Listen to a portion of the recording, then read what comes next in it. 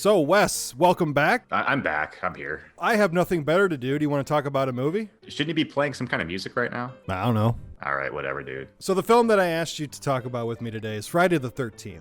Now, just to get this straight, I watched the one from 2009. I'm kidding, man. The film was produced and directed by Shawn S. Cunningham. It was written by Victor Miller. This was prompted by the success of Halloween. Filming took place in New Jersey in the summer of 1979, and that is where the series takes place, which is going to become very confusing as the movies go along. But Friday the 13th was released May 9th, 1980, was a huge box office success. It grossed $59.8 million worldwide against a $550,000 budget. That's a big win. This led to so many sequels, which we will get to at some point. We're just going to dive headfirst into the original. Let's do it. So the movie opens at Camp Crystal Lake in the year of our Lord, 1958, with a group of camp counselors singing. Milk and honey on the other side. Which is, I guess, what kids were into in the 50s? Definitely, probably more so than what they would have been in the 80s. That scene almost reminded me of what somebody today thinks kids in the 50s did. That's exactly what it is. Then two daredevils, two lovebirds, they go to make whoopee upstairs. They went up there to go necking. Yes, they sneak into the storage cabin where an unseen assailant murders both of them. We weren't doing anything. We were just messing up. I also want to mention that right away, this does set a recurring theme that runs through these whole movies, and that is essentially sex equals death. They were well on top of that little trope that became a thing. 21 years later, camp counselor Annie Phillips is hitchhiking to her new position as she's cook. She's going to be the cook. Yeah, at the reopened Camp Crystal Lake. Now, she gets dropped off at the local diner, and she goes in and she asks for a ride the rest of the way there. And she's met with what I can describe as a cold reception. It's cold as hell, yeah, definitely, man. And she walked in all nice and stuff, and she's like, "Excuse me, how far is Camp Crystal Lake from here?" Silence. And then all of a sudden, the bartender, or the lady behind the counter was like, "What is it, Enos? About 20 miles?"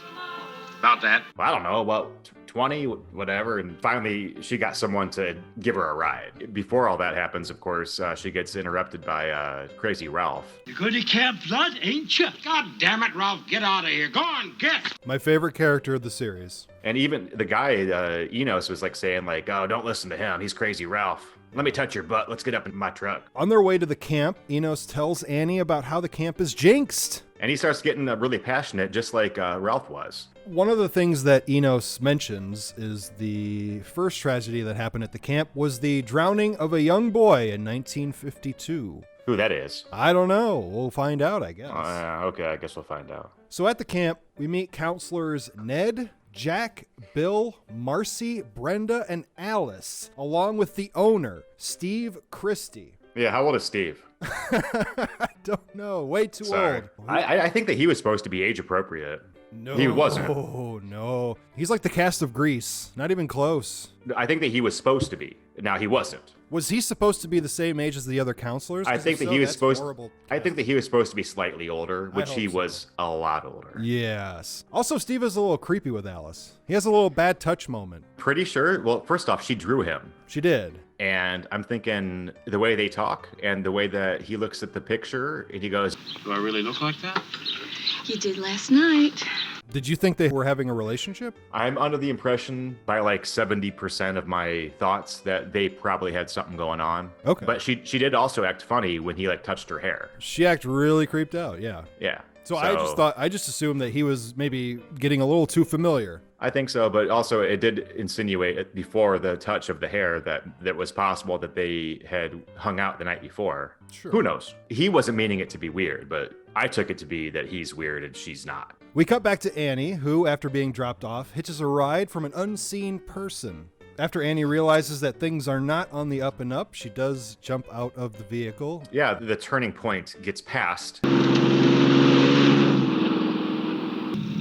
Hey, wasn't that the road up for Camp Crystal Lake back there? And then she gets freaked out and starts saying, please just stop. Please stop! Please stop! And as the Jeep speeds up, finally she decides to jump out to a very unceremonious somersault. Like we're meant to believe that this Jeep is going about like 55 through the woods, and then all of a sudden she has like a one somersault thing. There was a B-roll of the Jeep going 55, and then there was the actual shot of them going 2 with her jumping out and doing one somersault. So the unknown person chases her into the woods, slashing her throat. And not to bury the lead again, but there's a lot of egregious, disgusting people that get murdered in this series. And she's the nicest person out of all of them, and she's the first one to get murdered. She's gone. She's dead. She's DOA. Admittedly, the next 5 minutes to me are probably the most boring of the movie.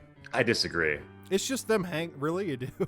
For a movie that you don't really care for? I think the rest of the hour and 25 minutes is the most boring. Just to give you a little quick spoiler alert, I hate the movie. It's stupid. And I liked Annie, and I liked the beginning, and I got kind of into it. And then after the kill, and then once we get settled into the campers and their lives with Steve and the whatnot, I lost interest right away. Now, I'm willing to talk about it, and I'll throw my 2 cents in with you. And I know that people are listening and upset with me because people do like this movie. I think it's one of the worst of the franchise. Having said all that, let's talk about the rest of the movie. So a police officer stops by the camp, and he's looking for Ralph. Ralph is on the loose. His wife is concerned about him. By the way, Ralph is married. Ralph is married. Yeah, poor chick. I love this actor's delivery of his dialogue. Oh, dude, it's great. It's the greatest. Don't smoke. Causes cancer. You know what I mean? Would you just get off a spaceship or something? Colombian gold, man. Grass, hash, the weed. Dig it? I think that might be the best in the whole movie. Yeah, he called the guy Cochise. I said can it, Tonto. Yep. Cochise and Tonto were used. Does anybody nowadays understand those references at all? Oh, no. Fun fact, the actor who played the cop, I guess, almost wiped that motorcycle out. You could tell. It was not a clean turnaround, and it was not a clean getaway. There's that one moment where he's revving up the bike, and it just goes, and that's the moment where he said he almost turned it on its side. It never looked clean from the get-go. Did we mention that Steve Christie left the camp? Yeah. Yeah, he was an asshole. He was like, he's going to go to the town or whatever, and he was waiting for the cook to come in. I heard she's a good cook. Well, anyway, he was a dick when he left. He was like, so get this done and that done and that done, and I'll be back. I'm like, dude, fuck you. Alice is cleaning up in the kitchen and finds a surprise in the pantry. It's Ralph! Oh, yeah, it's him. So they hadn't seen Ralph the whole time, but yet he rode his bike there, parked it on a tree, and then walked into the cabin where the kitchen is, and then parked himself in the cabinet, or in the pantry. He's very stealthy, that Ralph. Yeah, Cochise couldn't find him doing that. I have to say, I love his little bicycle. That's great, dude. Yeah. But by the way, how long did it take the driver to get Annie to Camp Crystal Lake, but crazy Ralph was able to ride his bike there? He's got that crazy strength and speed. He's got strength that's crazy. So stupid. I love it. Oh, no, actually, this part does not piss me off. It's funny. Who would hide in the pantry? Crazy Ralph. No, the whole scene makes sense from his perspective, yeah. It makes sense from God's perspective. If there's any place that I can be the harbinger of truth, it'd be in the pantry. You sound like the McKenzie brothers. Hey, Hoser. I'm going to hide in the pantry, Hoser. My name's Ralph. I'm from Vancouver. You hoser. So after Ralph's second stern warning, we get a little more of the counselors just hanging around. Don't remind me. Yeah, second least favorite part of the movie. Honestly. Yeah, it sucks. It's just all boring. Real quick, if I may digress for 1 second. Absolutely. Or I don't know if digress is the right word. Sure. When Halloween becomes kind of a boring story in between stuff, they're building suspense. There's no suspense being built here. Every so often you get a POV shot. You get a POV. For like maybe 5 seconds. It's not creepy. No. So Jackie and Marcy head off on their own, as well as Ned. Ned sees someone walk into one of the cabins and then follows them in. And then we don't see what happens to Ned, right? We just see the aftermath. It's an off-camera kill, just like a few others in the movie. It is, yeah. Yeah. The sequels rectified that. Oh, boy, did they. And then the MPAA rectified that. The storm is coming in, and they run into the cabin, and they have the dreaded sex. The first actual boobies that we see in a Friday the 13th movie. The first of very, very many. Marcy goes off to the bathroom, leaving Jack by himself, and this leads to one of the more famous kills in horror history. Yeah. Jack gets the arrow through his throat.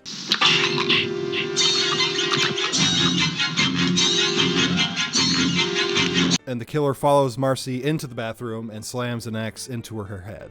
Pretty good. Pretty good effect. So now, while all of this is happening, Alice, Bill, and Brenda have been playing Strip Monopoly in one of the cabins. The storm, it's full on raging at this point. So Brenda cuts the game short because she said that she left her windows open in her cabin, so she has to go close them. She puts on like a bunch more clothes to go to bed. She does, yeah. She puts on like a nightgown. It's like a 1930s nightgown. Exactly, like an Ebenezer Scrooge nightgown. She's reading a book and she hears a voice outside calling for help. It sounds just like a little boy.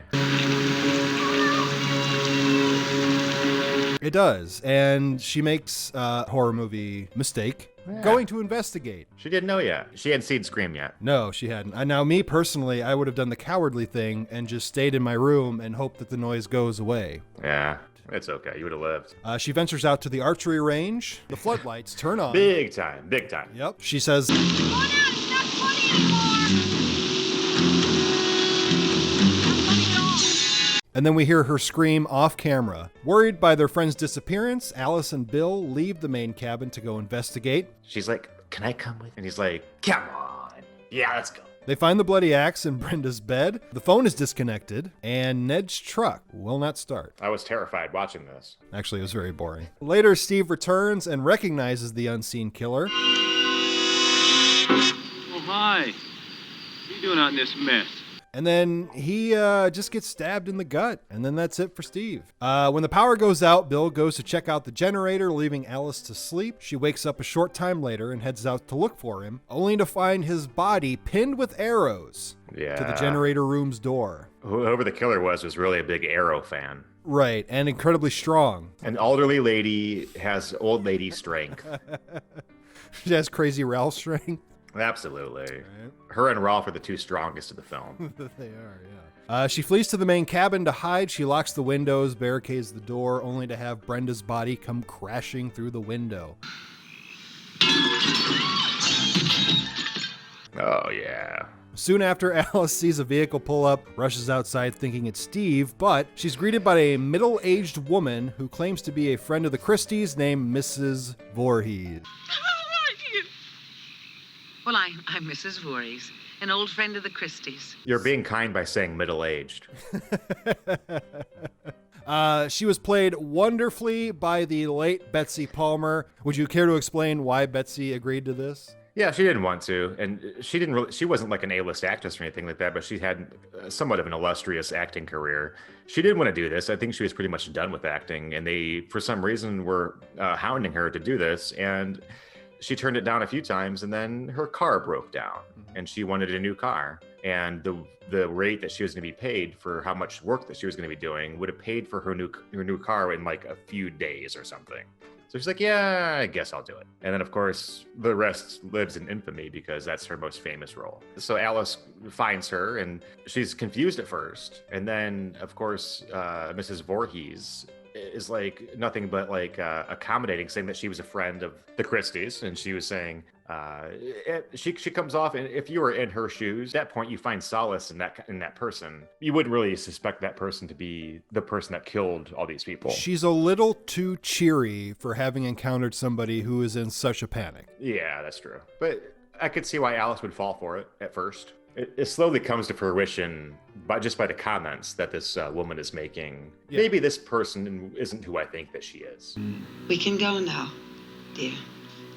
I think we should wait for Mr. Christie. That's not necessary. I don't understand.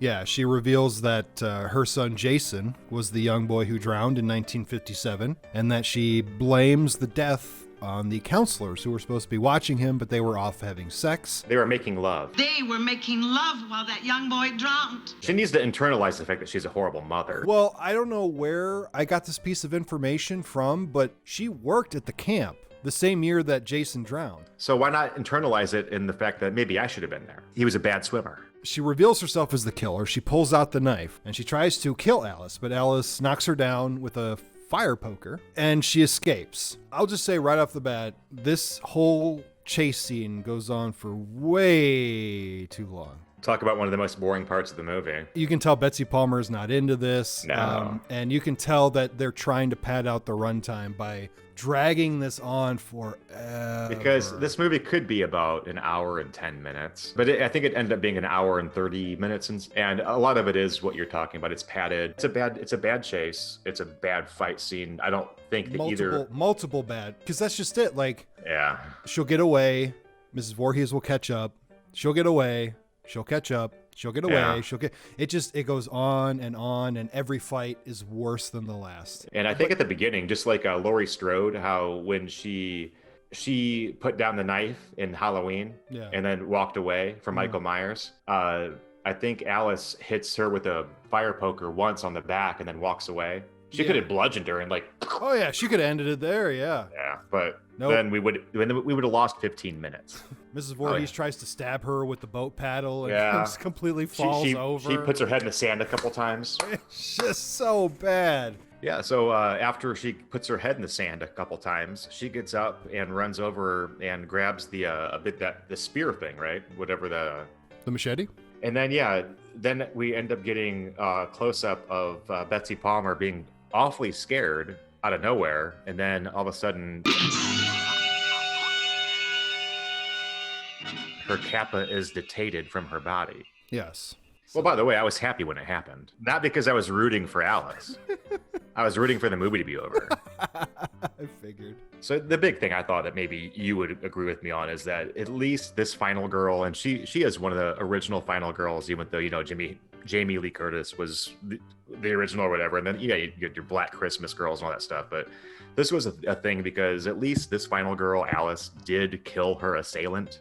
And usually that's not the case with final girls. They live, but is the person actually dead? So this person's actually dead. So we will give her that. And this movie got that right in the fact by accident, because they were not, remember, Scream hadn't been seen yet. So it was weird that the final girl actually did fight off her assailant and kill that person.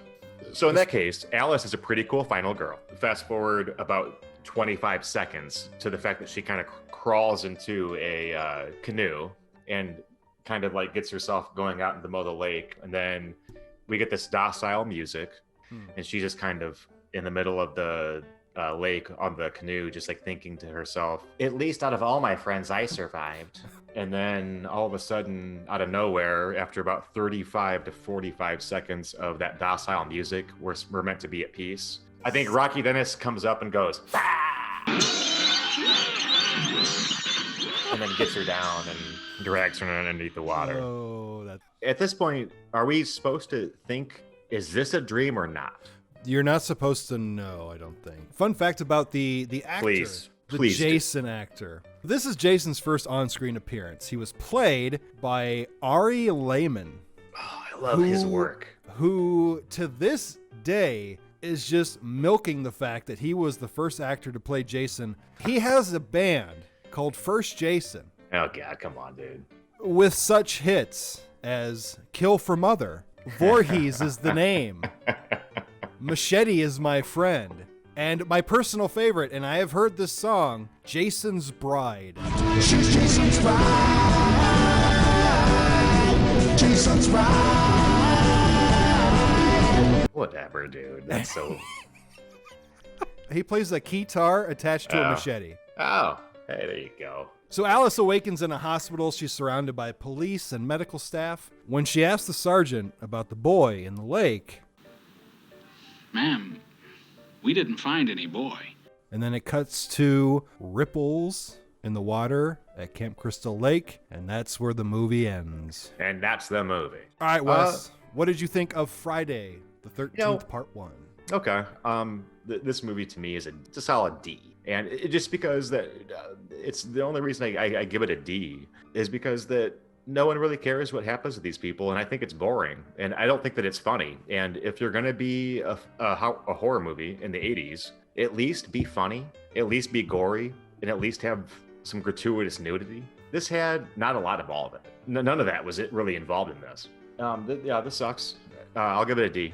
right. What do you say? What do you say, Sean? I'm the opposite. I really do enjoy this movie. The Friday the 13th movies have never been scary to me whatsoever. So let's just take that out of the equation, right? They're not scary. So let's take the humor and the boobs out of it. Right, yeah. So And that's what this is. For the budget that they had, what they made, not too bad. Fair enough, man. And I think the series that follows it, pretty decent foundation. Because you have to remember, Friday the 13th, it's not top quality horror. No. My final rating for Friday the 13th Part 1, I would have to say it's a B. Completely fair. It's actually way more fair than my assessment. Your assessment's way more fair. Yeah. When I was watching it for this discussion, I was enjoying what I was seeing. I lost interest after 5 minutes of every scene. I did not have a good time rewatching this. Ah, crap.